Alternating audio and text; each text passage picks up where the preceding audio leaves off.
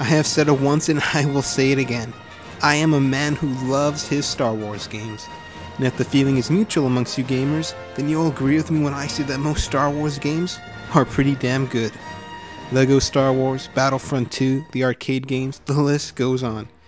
Now I'm not sure about a lot of you Star Wars fans out there, but one of my favorite game series in the Star Wars universe is The Force Unleashed. For those of you in the dark, The Force Unleashed game served as sort of an in-betweener story that showed the events that went on between episodes 3 and 4, most notably Darth Vader's secret apprentice Starkiller and the creation of the Rebellion. Man, I remember playing the PSP version so many times in high school to the point where it became an addiction.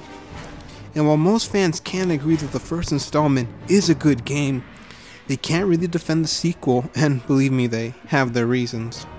Like a lot of fans out there, I was super stoked when I found out that a sequel was coming out, and I'm not even bluffing by saying that I followed this game since the day it was announced. I watched all the trailers, behind the scenes interviews, and read every gaming magazine that it was mentioned in. Now when the game was released, the reviews were not very kind, to say the least. And I'll admit that I was shell-shocked by all the negative reviews I saw. But regardless of all the criticism it received, I picked up a copy for myself, and just like with the first game, I played the hell out of it. I don't know about the rest of you, but I honestly have no problem saying that I love this game.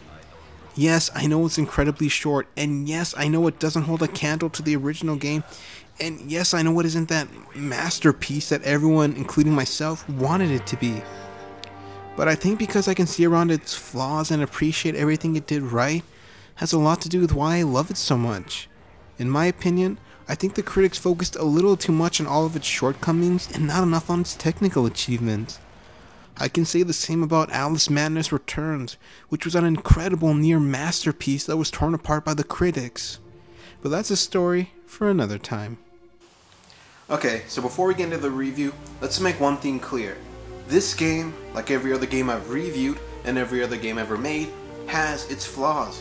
And even though it wasn't that completely flawless sequel that I was hoping for, there was still a ton of fun to be had here. So enough talk, let's begin. If you played the first game, then you already know the setup for The Force Unleashed 2, and if you haven't, then don't worry, you're brought up to speed on what happened pretty fast.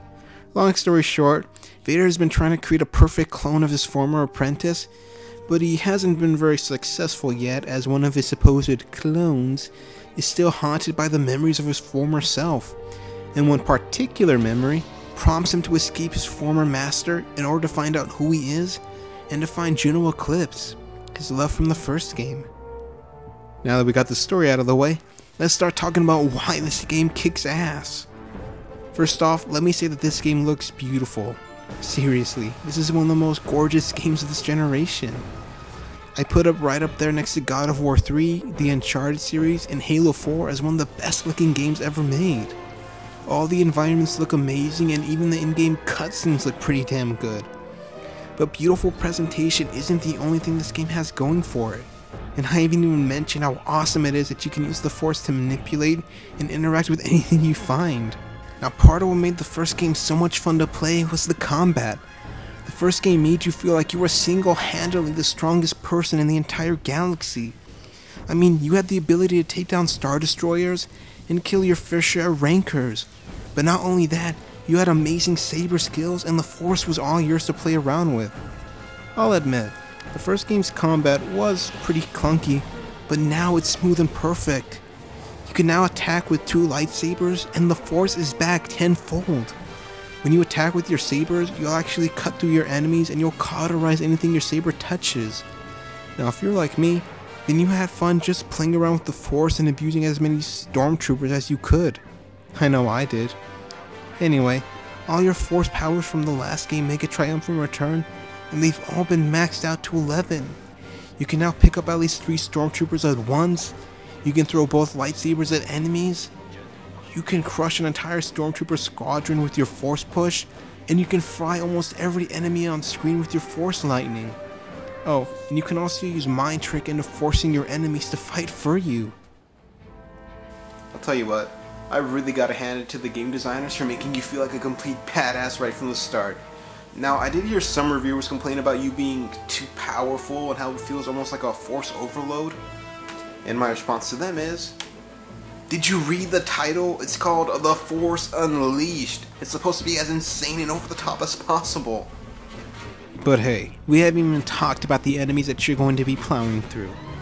As you've seen already, Stormtroopers are going to be the most common enemies that you're going to come across, but you can dispatch of them pretty easily. But there are some other enemies that you will need to use specific attacks or force powers on. For example, some enemies are resistant to your force powers and some enemies will deflect your lightsaber attacks. And when you've weakened your enemy enough, you can pull off some amazing quick time events that will lead to some awesome death sequences.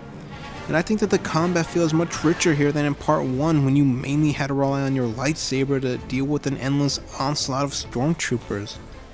Using new force powers and adding a bit of strategy to the combat keeps things feeling fresh and less tiresome than the first game. Oh, and just like every other Star Wars game ever made, this game also has an outstanding soundtrack. I don't know about you guys, but I think half the fun of playing a Star Wars game is enjoying the orchestral music. But if I were to choose a favorite track from the game, I'd have to go with that Finer Vader duel. Now of course, I do know that this game does have a few problems with it, but unlike every other reviewer on the planet, I don't have a long list of complaints about this game. At most, I only really have 2 issues with it. The first thing that broke my heart about this game was the disappointingly short Yoda and Boba Fett cameos. I mean, my anticipation for this game went through the roof when I found out that they were going to be included in the sequel. But sadly, they have little more than what you might even be able to call a cameo. My final complaint with this game is the story. Don't get me wrong, it isn't terrible, but it's just not as rich as the first game, and that's understandable seeing the game's short runtime. As I mentioned earlier, the game's focus is on Starkiller trying to find himself and trying to find Juno. But along the way, the game keeps bringing up more questions than it can answer. I'd compare it to the film Prometheus in the sense that both have more questions than answers, and both end just as things are starting to unravel. But like I said already, I like to look for the positives when I play games. So was The Force Unleashed 2 a bad game? Hell no. Is it a good game? I'd have to say so. I mean, I know a lot of people have their issues with this game, but I feel that it at least deserves a small token of appreciation. I mean, making a video game sequel is never easy, especially when you have high expectations from fans and when you have to go beyond the standards that were set by the first game. I don't expect a lot of people to agree with me about my opinions on most games, but I feel that this game did so many things right, but it was torn apart by senseless nitpicking. And that's really all I have to say for now. But just remember this: no game is perfect and no game is without its share of flaws. But then again, we wouldn't be playing them if we didn't love them so goddamn much. Thanks for watching, and I'll see you soon.